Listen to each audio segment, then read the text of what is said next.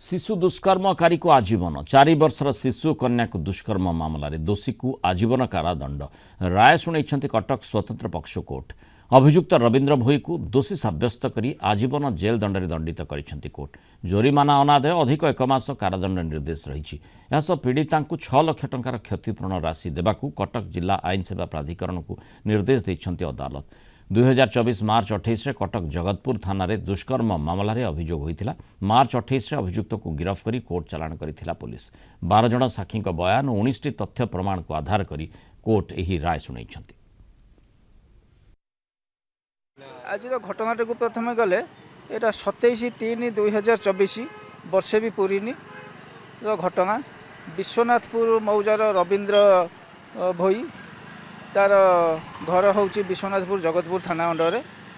भिक्टिम्र बयस मात्र 4 वर्ष। घर सामने तार घर ताको 27/3/2024 घर को डाकी नहीं धर्षण करद्वारा कि तार माँ ता परदिन पागा फांडी एतला जोटा जगतपुर थाना अंडर आसर। सर्वमोट 12टी साक्षी 19टी डॉक्यूमेंट प्रोसिक्यूशन तरफ माननीय अदालत कोर्ट रे पेश करा जायथिला।